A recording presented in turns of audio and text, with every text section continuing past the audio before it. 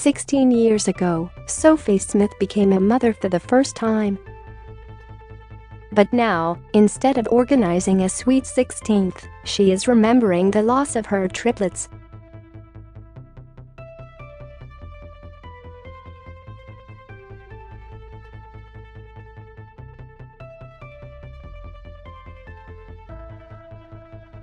As their birthday edges closer, the Sydney woman isn't overcome with sadness.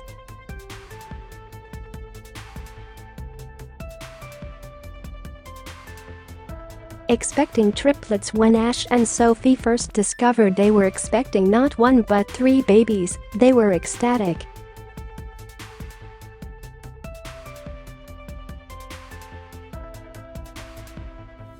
We bought a triplet buggy that we assembled and which sat in our hallway, 3 little old seats in a line, awaiting its precious cargo.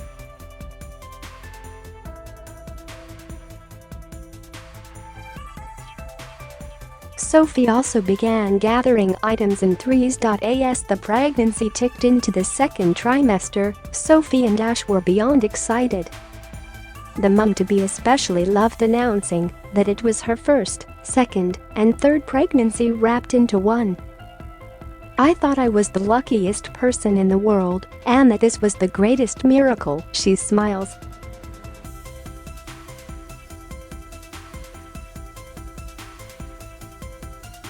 Nothing could be done about it. When Sophie was 21 weeks along, just halfway through an optimal pregnancy, she was in the supermarket when the unthinkable happened.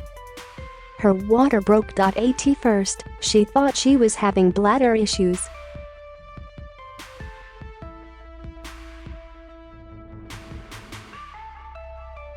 Sophie implored doctors to stop her labor and save her children.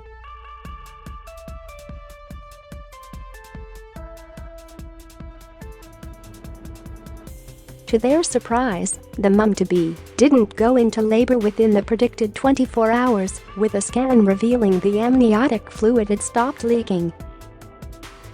2 of her babies were tucked safely in their individual amniotic sacs, and one had a leaking sac, but was still surrounded by fluid. There was still a glimmer of hope. Henry, but 5 days later, Sophie's contractions began.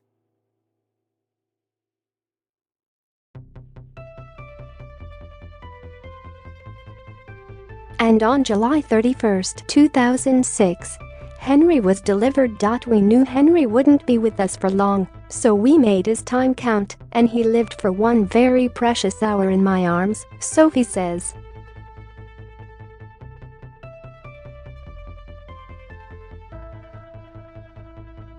Sophie cooed over the little human who had made her a mum, spending each precious minute holding him close.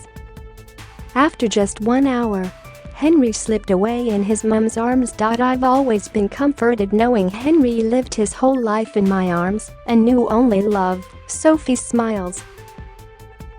Holding on, new parents didn't have time to grieve their firstborn son as doctors braced them for what was about to happen with Henry's siblings still in utero. Immediately placed on bed rest, Sophie was told she needed to make it to 24 weeks gestation.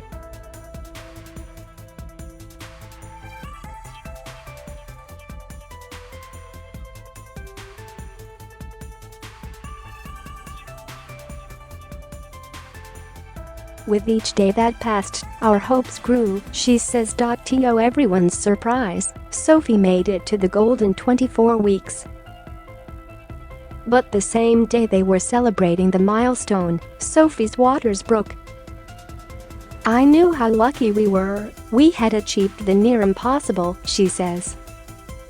"If my babies had been born 1 day earlier, they would have been left to die."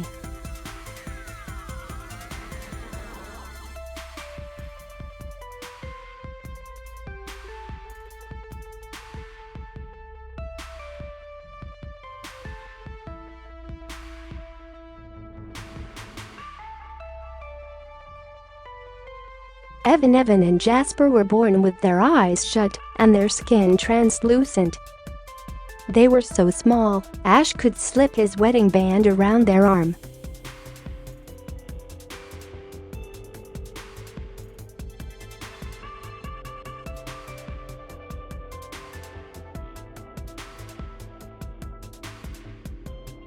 For the first week, Sophie and Ash sat beside their two tiny sons, gazing in awe through the humidicrib. Heartbreakingly, at just 10 days old, Evan suffered a devastating brain hemorrhage, and the parents were left with the agonizing decision to turn off his life support. "The first time I ever held Evan was when he died in my arms," Sophie sadly reveals. Jasper thrust again into grief. The parents spent every waking moment with their last remaining triplet, Jasper.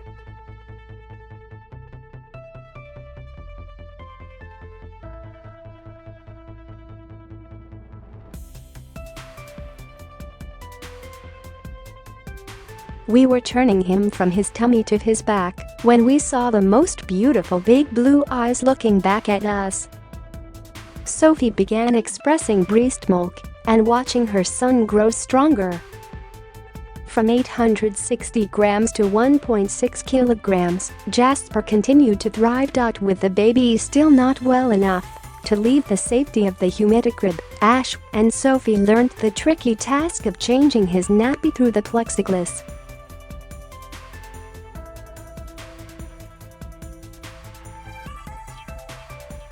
But Jasper suffered from chronic lung disease, and, at 58 days old, his lungs fatally collapsed. "Once again we took our baby out of his humidicrib and held him as he passed away," the mum says. Jasper fought for a brave 58 days. Sophie and Ash had once planned on leaving hospital with 3 new babies.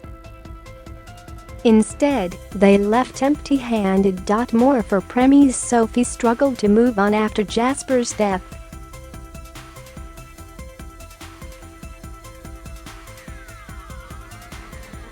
But Ash continued to remind his wife how special it was that they were part of Henry, Evan, and Jasper's lives. "We talked all the time about how, even though our boys were gone, we were still their parents," Sophie says.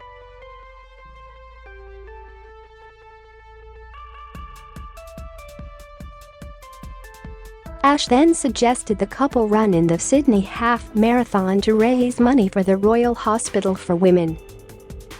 Sophie jumped at the idea after learning the hospital relies heavily on funding for the equipment that gave her triplets their brief moments of life. 7 months to the day that Jasper died, the couple competed with a team of 98 runners, raising an incredible $80,000, and provided the hospital with 4 new humidicribs. "Channeling my grief like this gave me a renewed sense of purpose and helped me through the most difficult of months," she adds. Finding their new purpose, Ash and Sophie began directing their energy into helping premature babies around the nation. During the second year of their quest, Sophie was thrilled to learn she was pregnant with a little boy.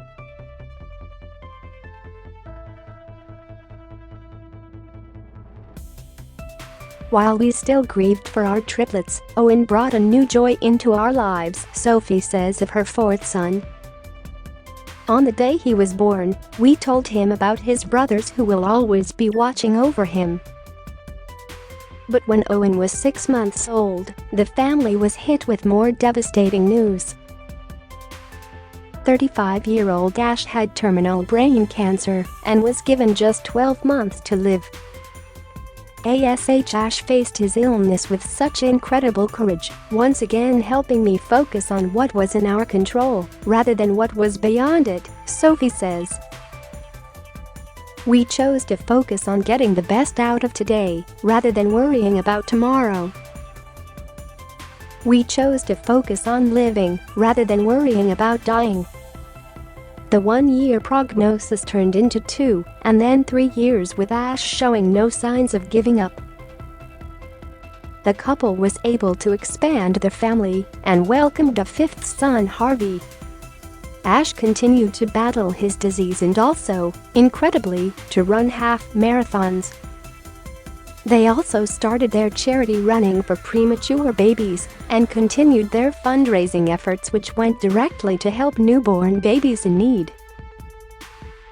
The brave father outlived his prognosis by 7 years. During that time, the family created lifelong memories. 3 months before what would have been the triplets' 10th birthday, Ash lost his battle with the cancer. On February 2016, Sophie said goodbye to her husband, and Owen and Harvey gave one last cuddle to their dad. Instead of spending time grieving, Sophie did what she knew her husband would have wanted: kept fighting. Through his illness, Ash taught me, it's never okay to give up, she says. That gave me the inspiration to keep going when he died and continued to work towards our dream to expand the impact of running for premature babies beyond the one hospital and to make a difference to neonatal care around the country.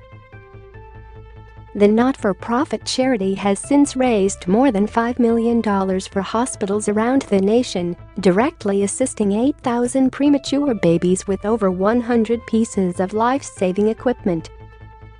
As of today, more than 7,000 people have run and helped in the name of premature babies. I am so proud that now we don't just run for my babies, we run for all babies living and lost, Sophie beams.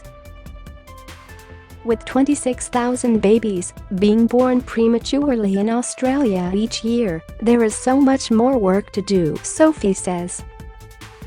Despite the heartbreaking hand she has been dealt, Sophie refuses to live in the shadow of darkness. With Ash, Henry, Jasper, and Evan in her heart, she will always remember all her family.